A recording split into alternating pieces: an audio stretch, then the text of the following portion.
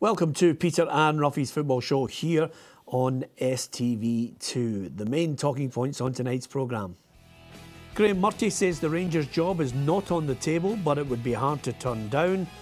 Michael Smith says Michael O'Neill would be silly to take the Scotland job. Motherwell hit by an injury blow to Louis Moult. Yeah, just a few of the talking points on this Friday night programme, looking ahead to the weekend's football across all four divisions in Scotland and, of course, the Premier League in England. Alan Rough is alongside me, Peter Martin. Our boot-room guest, as ever, on a Friday, is the Daily Mail's Hugh McDonald. Delighted to have Hugh with us on a day when I don't think I've ever witnessed anything like it. 24 hours, Rangers had been refused permission to speak to Derek McInnes. It was quite clear it was basically a situation where Derek McInnes had to resign from Aberdeen. In the end, he decided to stay. What's your take on it, Hugh? Very surprised, although in retrospect I really shouldn't be, because the guy's intelligent enough to have had a look at things. The sheer sort of, it's hard to actually, to gauge the sheer sort of inefficiency of this whole move. You know, 6 weeks on from Pedro Caixinha, not only do they not get a target, which is fair enough, that happens with everybody, but they don't seem to have a plan B. Talking about Graham Murty till the midwinter break. And the statement that came onto it was the cherry on top of an absolutely collapsed souffle. Yeah, astonishing statement. I was just about to say to you, I've never witnessed anything like it. I mean, if anything, you know, there are times, even with David Murray when he was in charge, that Rangers would never stoop to certain press releases. This one actually left me gobsmacked. Here's the basis of it. A great deal of media speculation regarding the appointment of a new manager. We assure all supporters they'll be the first to know when we are certain we have someone with the correct qualities required by our club. The chairman basically stated at the AGM that there wasn't an outstanding candidate. So that's the first part that's, you know, was screaming out at me, Hugh. And then the next part, it's the position of Rangers manager requires an ability to win football matches and his mentality to cope with the demanding off-pitch environment that goes with being the Rangers manager. It's a critical aspect of the assessment of any candidate during the interview process. After the two games against Aberdeen, we requested permission to speak to their manager, and at the end of that, Aberdeen's statement said that it would be best for him to remain in his current post. And it says, we endorse the position because moving to a massive club like Rangers is a big step with a concomitant risk. and I hesitate on that because so many of my colleagues started to look it up. We had that feeling as if we were on countdown looking at that word. We continue to consider candidates, but we'll only appoint someone in whom we have full confidence and who feels he is ready for the job. So Graham Murty will continue. It was a long-winded statement, and I'm not against anybody showing their command of the English language, but it certainly, you know, the whole statement left me absolutely gobsmacked with 6 weeks of what I think has been a botched job and an embarrassment for Rangers. Yeah, and the thing about it as well is not only no nearer having a new manager, but actually move back a step. No strategy, I think no unity in the board as well, because I think this was one of the great obstacles for Derek McInnes coming on. I think he had the belief that the whole board weren't behind him, that the whole board weren't overly enthused about having him, so that'd be a critical thing. And the statement as well, it just, what it does is, if you look at that, you know, it's having a pop at Derek McInnes, right? And so you're actually having a pop at an applicant, or sorry, not even an applicant, it's a pop at somebody that you're trying to lure at the club. What does it say to the outside world? What does it say to them? That you know, I was gobsmacked at it last night. I mean, I was surprised that McInnes not going, but I could, when I was looking at that on Twitter, I could accept that. I could say, yeah, because we've talked about in this programme why, you know, there was, you know, problems at Rangers. We know there's no money. they're on soft loans, so we could see that. I thought his background as a Rangers supporter and player would maybe sway his head, and that would be reasonable. We all support a football team, and all of us brought up, and it's a very strong pull. But, I mean, just to come out with that statement later, I just went... Actually, to tell you the truth, I thought it was a spoof until it was sent to me by a colleague. Yeah, and the other aspect of it, Ruffy, I mean, let's be brutal about it.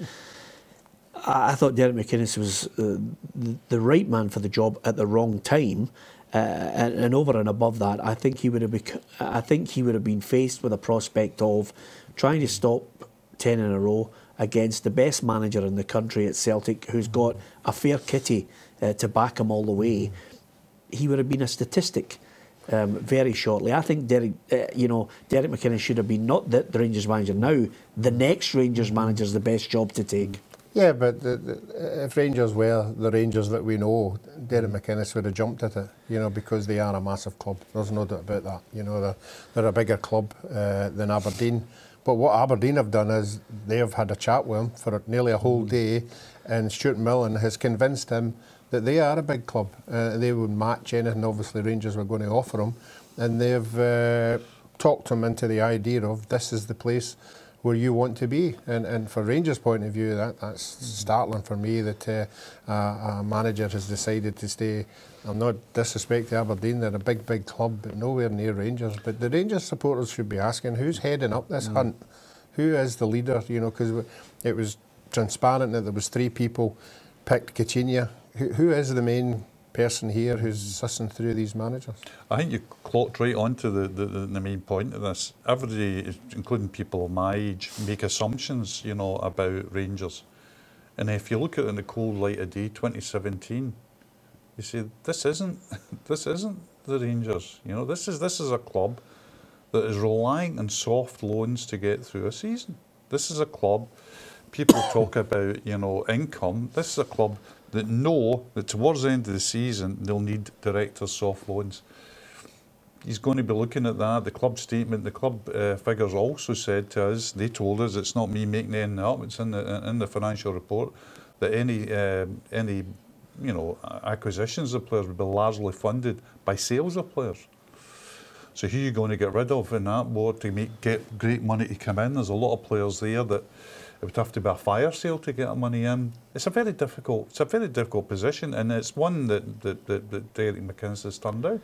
Yep, absolutely. Graham Murty is the man in interim charge once more. Is the job going to be offered to him? Here's what he thought of the whole 24 hours. It would be extremely difficult to turn down, but that's not on the table as far as I understand it. I'm happy with that. I'm happy to do the job as well as I can. In the interim period, I'll just crack on and do my job. And for other people to decide the level that I'm capable of operating at. So that is far beyond my remit. My remit is only, as it has always been, to make sure I get this game prepped properly. Well, fair play to the lad. He's handled it all with dignity. He's handled it all with dignity. He's still not the man for the job. Oh, this idea that's come up that people have said, he's done so well at Rangers, he's blah, blah, blah. Rangers with the lightest of hands in the tillers because of the players they've got there, even the players that are underperforming at the moment, should be beating teams like Hamilton and Dundee. They just should. I mean, it's as simple as that. Hamilton supporters might go on to be Dundee supporters might go on to be, and they didn't. Hamilton and Dundee both beat them. OK, they bounced back and they get 2 results against Aberdeen. But I'm sorry, not for me, Graham Murty. I think he goes back to his development role. But, the interesting thing in that statement again is till January. And what was the next 2 words? At least. So the board's given themselves room for manoeuvre here as well. Yeah. The room for manoeuvre and the room for breathing space, I'll be honest with you, Ruffy, will be if he can keep winning games. That takes away the flack. Mm-hmm. The second part of this is if he keeps winning games and then he gets to the Old Firm game and loses it, all hell breaks loose again. Mm-hmm. Yeah, that's the way of the world here in Glasgow, and he'll know exactly what he's got to keep doing. And just as you've said there, he's got to keep winning. I think if you just cast your mind back to the 2 games at Hugh was talking about, it was there again. You know, it was the despair and where are we going and let's get somebody in.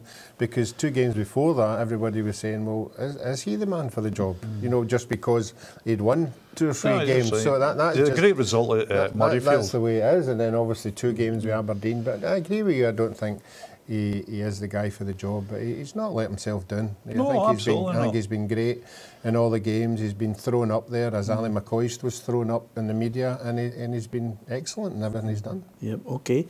You can give us your view at Peter and Ruffy on Twitter, facebook.com/Peter and Ruffy. They're dancing up in the streets of Aberdeen because they've managed to retain their manager. Are they all on board with it? We'll look towards Dundee against Aberdeen, which will be kicking off very shortly. We'll talk about Derek McInnes and the way ahead at Pittodrie. We'll also then switch our attention to Hearts against Motherwell, Hibs against Celtic, and all the other games taking place over the weekend. Join us after the break.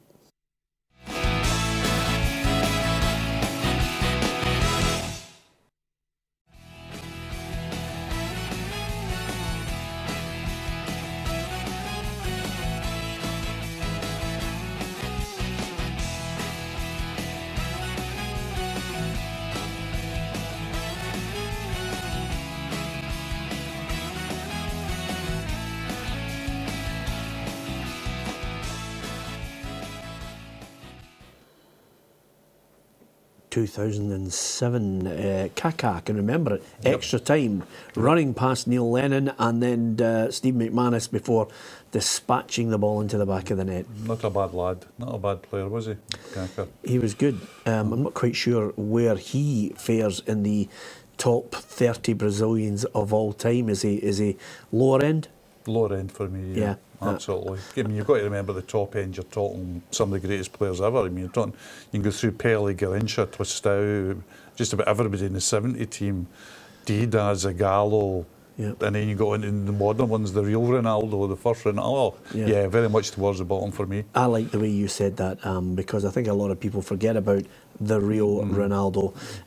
But interesting stuff. We'll have a wee chat about that later on because we'll talk about the Ballon d'Or. Just before the break, it was all about Rangers and their search for a manager. We haven't forgotten about Aberdeen because this was the statement from Aberdeen released with regards to the whole saga. Management team of Derek McInnes and Tony Docherty will remain at Pittodrie. Chairman Stuart Milne says, as everyone is aware, Rangers made an approach on Tuesday evening and they were refused permission to speak with Derek. I spoke with Derek, who felt it was a major thing to be considered for the managerial position at a club such as Rangers, and we agreed that he could have some time to think about the approach and talk it through with his family. Over the past 48 hours, I've been in constant dialogue with Derek, and having weighed up the opportunity, he's taken the decision to remain at Aberdeen. Derek has also been maintaining close contact with Paul Sheeran ahead of the game at Dundee. Derek appreciates all that he has at this club and feels he wants to keep driving the club forward. That is where he wants to be, and he feels very much as if he has unfinished business with Aberdeen. I personally am delighted that Derek has decided to remain with the club, and everyone looks forward to putting the speculation of the past few weeks behind us and concentrating on matters on the park, starting at Dens Park. And this is what Derek McInnes had to say. The long and the short of it really is basically that he's had a lot to consider over the last couple of days, and I appreciate it's been a testing time for everyone, including my family, and I'm pleased to be now totally focusing on purely on the field matters. So it's against Dundee. Do you think he'll get a good reception now from the Aberdeen fans now that they know he's committed, Ruffy? Yeah, I think they will. I think he's done very well up there. I think the main thing out of that statement is he's happy in the environment he's in, and I don't know if you've noticed this, but with Peter Houston on yesterday as well, and it seems to be all about family now. Not about how happy you are at the football club, but how happy your family is in the situation that you're in. He loves Aberdeen, he's obviously family, loves it up there, and let's not kid myself on. The pressure is different for being at Aberdeen and Rangers. You know, I would think the Rangers job would take over your whole family, and we saw what it's like when it's not going particularly well. It hurts some families more than others, but and I think he's went for an environment he's happy with, his family's happy there, gets on well with the owner, and I'm sure the supporters love him. Yep, I think he'll get a fantastic reception at Dens Park.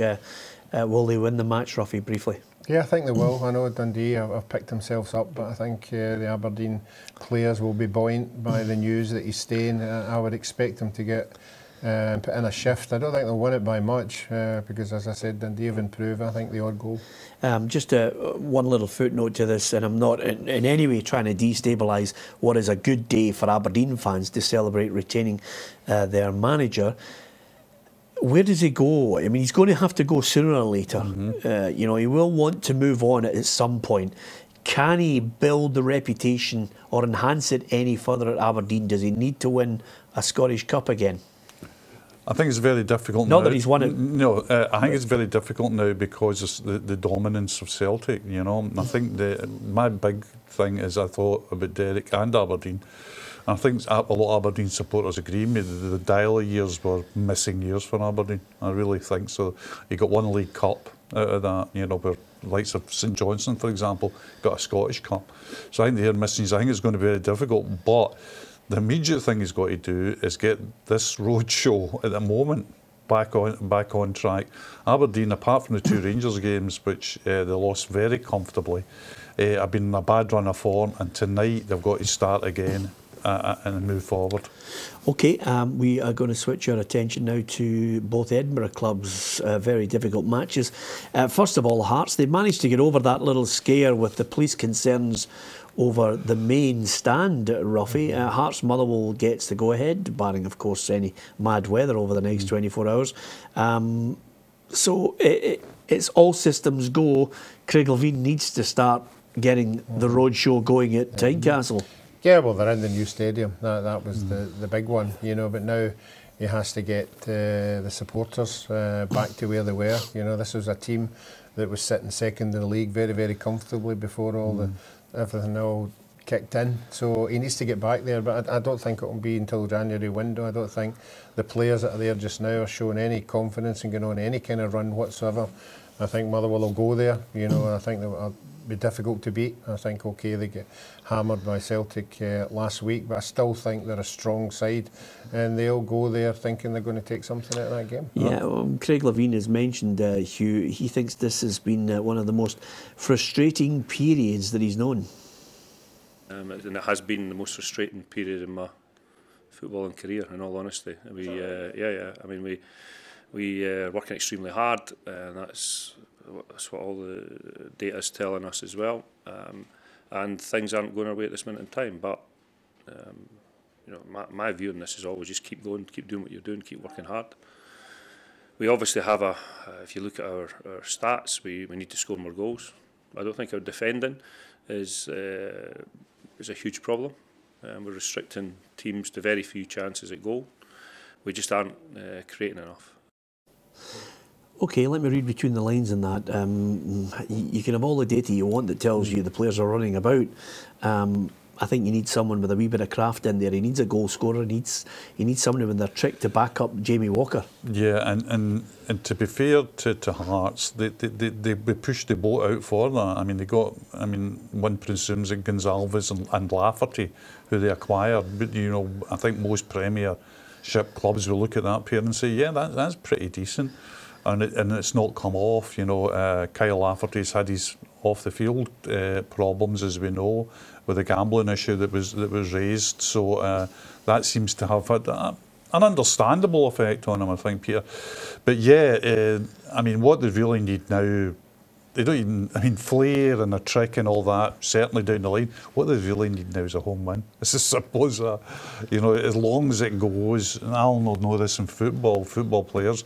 You know, winning games gathers a momentum, but so does not winning games. It gathers a momentum, it carries you down the hill.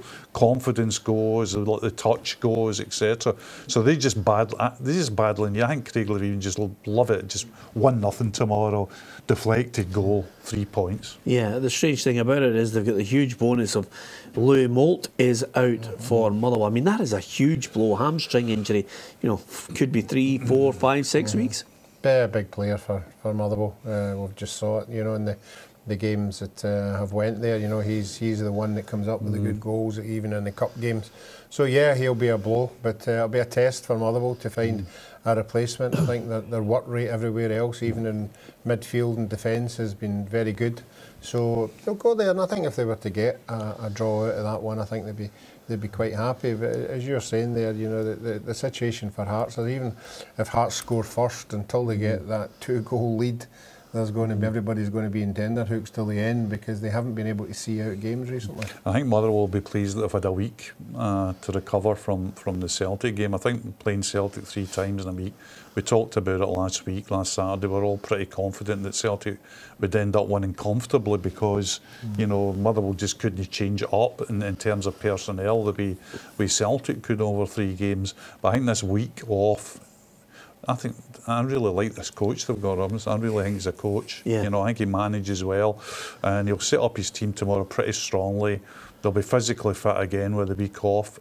Tough task for Hearts tomorrow. Yeah, I mean, it's Motherwell, Dundee and Celtic for Hearts. And then, of course, Motherwell themselves, they're away for 3 games, which is no mean feat. Hearts, Partick and Kilmarnock, then Dundee, then Rangers, as well as Hamilton before they get to the end of the year.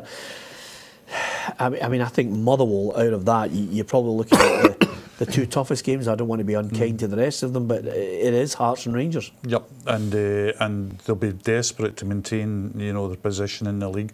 Molk's a huge blow, because it's not just like that you're taking your scorer out of the team, but you're taking your talisman out of the team. You're taking the person that when times get tough, you can say, well, maybe Louis will just sneak us one, you know. He's very good technically at free kicks as well, which people forget. It's not just scoring inside the box, so he can come through, and so that'll be a blow for them, and they'll have to step up. Okay, you think Hearts are going to edge it, Ruffy, by a goal? No, I think Motherwell will get something out of the game. I'm going to go 1 each. Yeah, 1 each, okay. I wouldn't argue with that. Yeah? No, I think a draw's a possible result tomorrow, yep. Okay. So, what do you think? Give us your thoughts on that at Peter and Ruffy on Twitter and Facebook.com/Peter and Ruffy. Well, there's a cracking match taking place at Easter Road on Sunday. It's Hibernian against Celtic. A former Celtic manager, Neil Lennon, he's got the Hibbies going great guns this season, and they're up against a Celtic side coming off the back of that defeat against Anderlecht in the Champions League. The manager was scathing of his players. We'll hear more from Brendan Rodgers and Neil Lennon next.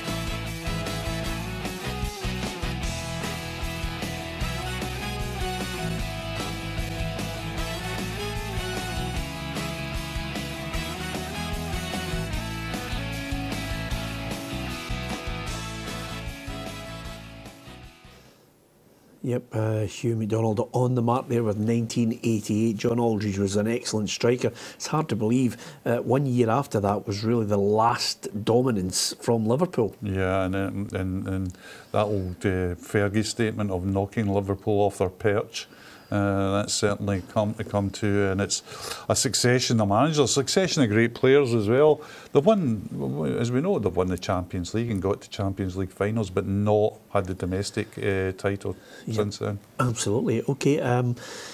Back to a cracking game on Sunday. Hibs against Celtic. Really looking forward to this one, and of course, it's a run of games for Hibernian now that Neil Lennon can't get enough of.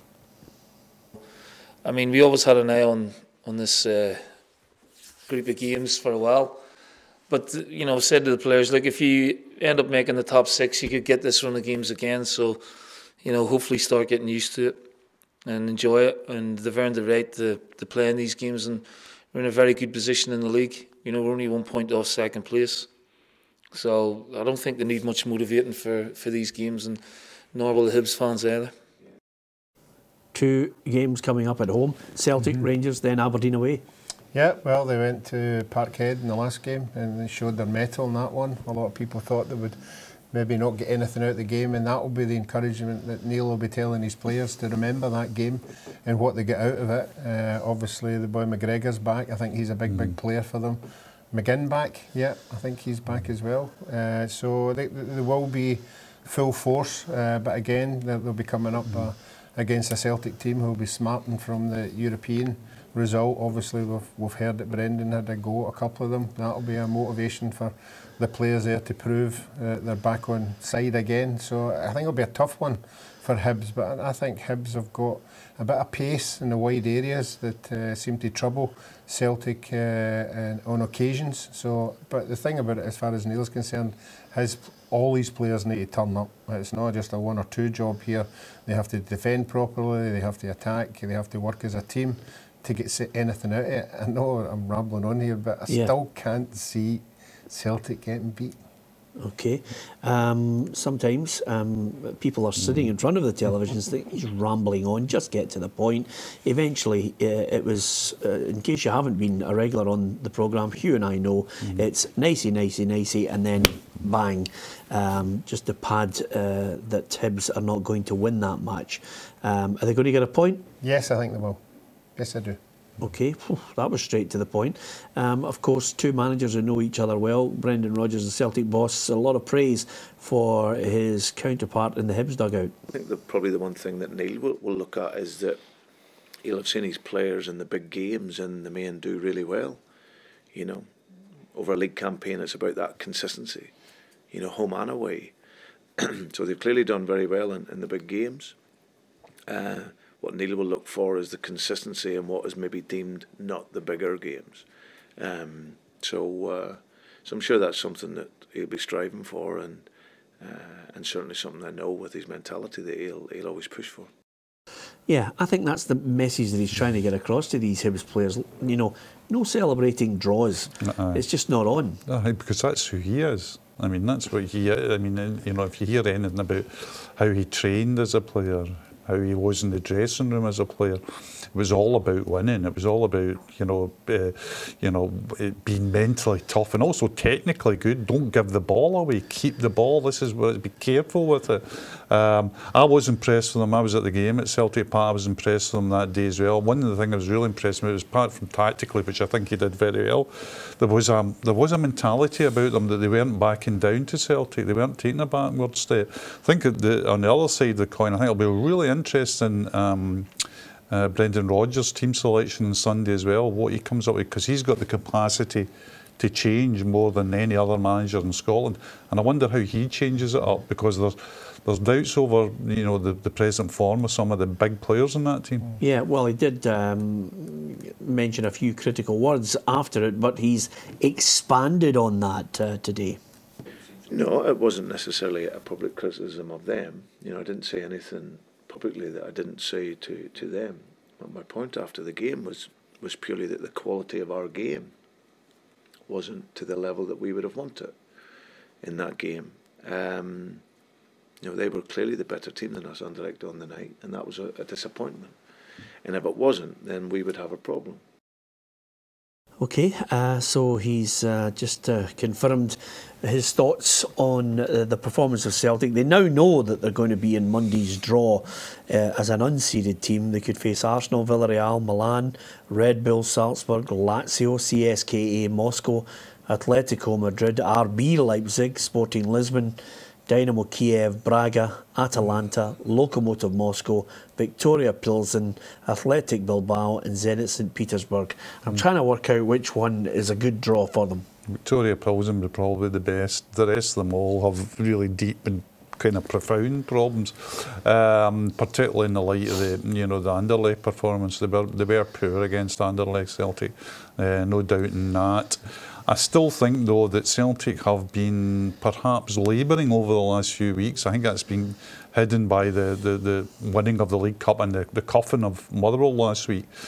But maybe got a bit leggy, maybe want to break, maybe want to kind of regroup, reinforce to go again in the new year. Okay, Hibs Celtic. Cracker, are you going for a Hibs or a Celtic win? I'll go for a Celtic win. Okay, Kilmarnock against Partick Thistle. Well, this is the scene at Rugby Park earlier on today. Snow, not quite in big chunks, but as you can see, the tractor's going across the artificial surface. I don't think it's not going to be ready unless, of course, the surrounding area is difficult for fans to get to, and that's always the key with this. So Kilmarnock against Partick Thistle. Thistle need a win. Killie need to start to show a bit of form as well, Ruffy, on a regular basis. We've been talking and been very complimentary about Steve Clarke. Yeah, but I think Steve Clarke, the importance of winning at home, you know, they've got a terrible, terrible home record, and when you're trying to attract fans back to your home games, you need to win games, and that's obviously we're saying to the players, we need to start winning at home, and obviously the crowds will come back. But I think Thistle are not playing brilliantly, but they're not playing badly. You know, if you look at the highlights of some of the games, they could have taken their chances, you know, but it hasn't been going their way. But they've got a good record at Kilmarnock, so I think he'll just want to take something out of the game. Yeah, Kilmarnock's Stephen O'Donnell is going back to play against his old club, so clearly we'll be looking forward to that. But of course, he has been talking about that poor home record. It's not ideal that we've not won, but I think it's been on for a wee while. The reality is that since the new manager's come in, who have we had at home? We've had Aberdeen, Hibs. 2 tough games that if you lost them, nobody would really bat too many eyelids. The reality is, with the standards the Gaffer's trying to implement, we want to be doing better, if not drawing winning them. But we've certainly got a game tomorrow that is important and we can win, and we should be trying to win, and hopefully we'll do that. Yeah, they'll have the likes of Yusuf Malumbu to call on. It'll be interesting to see what contribution he makes to their side. If anything, this bottom 5 or 6 clubs, Hugh, will all be geared up to the transfer window. It could be the making or breaking of some sides and their aspirations. Yeah, and we know, of course, that all they can really do in the transfer window is shuffle about their resources. It's make do and mend rather than go out and splash out. I think, for me, I agree with Alan Rough. There you go. Yeah. You've been on his side today. But this is a game where it's really imperative that Alan Archibald's side comes up the road with something. They don't want to get, this is a game where a good Partick Thistle side in good form would be going down there confident. They've got to come back up the road with something, I think. Okay, if you were looking at a coupon tomorrow and you were thinking, what's the most difficult one to call? I would suggest in the Premiership, maybe on the Saturday, St Johnstone against Hamilton Accies. What St Johnstone team's going to turn up, and Accies, as ever, always capable of an upset. Here's the Hamilton boss, Martin Canning, on the opposition. I think you look at St Johnstone, they're a strong team, they're an experienced side as well. They've done fantastically well over the last few seasons, and we need to make sure that we're at our best to win the game. But it's a game for us, a game we've got to look at, and we've got to go and see 3 points and go and try and get them. Wee breaks here or there can make a big difference in this league because it is so evenly matched, and you can quite easily go 4, 5, 6 games, not pick up the results you want, and it can quite easily flip with 1 or 2 wee breaks, and that's kind of what's happened to us. And I'm pretty sure that Tommy will be looking at it and hoping the same thing happens, and for us we've got to make sure that doesn't start on Saturday for them. Yeah, well, Accies can leapfrog them, Ruffy, if they get the win. Yeah, you touched on it. If you were putting on a coupon, this would be a game definitely for me to stay away from, because I think Hamilton have got the results, as we've seen, away from home. They're bigging up there with confidence. I think St Johnstone are a wee bit iffy just now, so I think Hamilton will go up there and take something out of the game. Yeah, point? 2 each. 2 each. Okay, well, and the score as well. Oh, this is outrageous. Scorers, times. I was just about to say, since he's made a full recovery because he was on doom watch last week, he's starting to be straight to the point. Hugh, what about yourself? I think St Johnstone who have been unconvincing generally this season, I think they'll just nick it. I think the big problem with Tommy Wright is that some of the players he's brought in to produce a bit of craft and pace have been affected by injury. Yeah. So St Johnstone to win it? Just. Okay, we'll look at the other divisions in Scotland then. We'll speak to our man down south in the Premier League, Ian McGarry.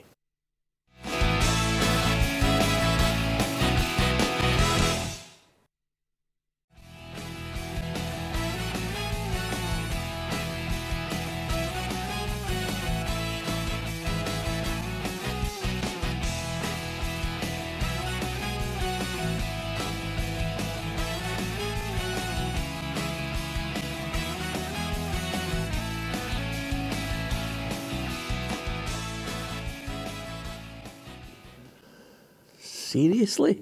That's the first time we've actually been in 1940.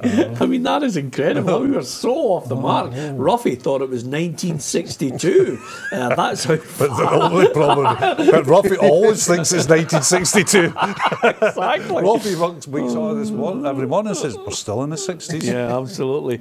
I was way off that one. I thought it was 52. That wasn't too bad. You weren't too 44. bad. Yeah, you did not bad there, Hugh. Okay, let's look at the fixtures. For the Premiership for tomorrow, it stretches into Sunday as well, as you can see. It's Dundee against Aberdeen, ongoing at the moment. Hamilton, St Johnstone, Hearts against Motherwell, Kilmarnock, Partick Thistle, Rangers against Ross County, and on the Sunday, Hibs against Celtic is the 12:30 kick-off. Championship tomorrow, Brecon City against St Mirren, Dumbarton, Livingston, Dunfermline, Queen of the South, Inverness, Caley Thistle against Falkirk, and Morton against Dundee United. Could be a cracker. It is actually our championship game of the day. League One, Albion Rovers against Arbroath, Ayr United, Queen's Park, East Fife against Stranraer, Forfar take on Alloa, and Airdrieonians against Raith Rovers is on the Sunday. And League Two, Elgin City against Edinburgh City, Montrose Berwick Rangers, Peterhead Clyde, Stenhousemuir against Annan, and Stirling Albion against Cowdenbeath. And as you can see coming up, the English Premier League, West Ham Chelsea is the 12:30 kick-off tomorrow. Burnley Watford, Crystal Palace Bournemouth, Huddersfield Brighton, Swansea against West Brom, Tottenham Stoke City, Newcastle United and Leicester City is the 5:30 Saturday evening kick-off. But just look at Sunday. Southampton Arsenal, Liverpool against Everton, and Manchester United against Manchester City. And I think with that mouth-watering prospect, I have to ask Ian McGarry if everyone, of course, apart from Man City fans, is hoping Manchester United can win the derby to keep this title race alive. I'd say everyone outside of the blue side of Manchester, Peter, definitely. In my experience, I have to say that there has been more hype about this game than I've known in a long time of a Manchester derby. And that's got a lot to do with the fact, obviously, that United are much closer to City, albeit 8 points behind. That both teams are playing well, they've got momentum, they're doing well in all competitions, and that you've got this wonderful head-to-head of two of the best and most irascible coaches in the world. And just a couple of hours ago, Jose Mourinho kicked off the mind games by accusing City players of diving in the loveliest of ways. I don't know if you heard, but he said they lose their balance easily. If a breath of wind flows across, they fall down. Now, you've got to say that's a pointed reference to this weekend's referee, Michael Oliver, one of the younger referees in the Premier League. Very, very well respected, very good referee. But, as usual, Jose has history and a gripe. He set up Ander Herrera in the FA Cup quarter-final last year. He's given 3 penalties against United and 3 losses last season as well. And so Mourinho is already stacking up the pressure on Oliver. Where do you think, Ian, that the Mourinho project stands at Man United at the moment? They've made progress, Hugh. I think that's undoubted. 40 home games now, undefeated. Albeit, they dropped points at Huddersfield Town 3 weeks ago, which was crucial. But hey, let's flip that and look at Manchester City's last 3 games. They've won 2-1, so they've won by 1 goal, whereas before they won by 5, 6 goals. Every time the goal came within the last 10 minutes, even added time, they've struggled. Teams have worked out how to play against Manchester City. And there's no better tactician than Jose Mourinho when it comes to picking apart a plan. Unfortunately, Mourinho doesn't have history on his side. He's won only once against a Pep Guardiola team, and that was for Real Madrid against Barcelona in their title-winning season and Pep's last season at the Camp Nou. This is obviously a massive game, Ian, and 2 great sides. Do you think we'll get a spectacle, or do you think this is going to be one big bore for the 90 minutes? I'm told there will be no greater spectacle than you on the dance floor last Saturday night, Ruffy. However, I think it depends very much on an early goal. As most games, like derby games do, a game will only open up if one team scores first. The other team's game plan goes out the window. They have to chase the game, chase the ball. I think if we do get an early goal, it could be magnificent. Really do. Yeah, that's one derby. I'm going to get your thoughts on who you think will win in a moment, but I've got to talk about the other one. If Man United, Man City is fairly well balanced, Liverpool and Everton is... Oh, I mean, this could be the biggest mismatch for Klopp against Allardyce.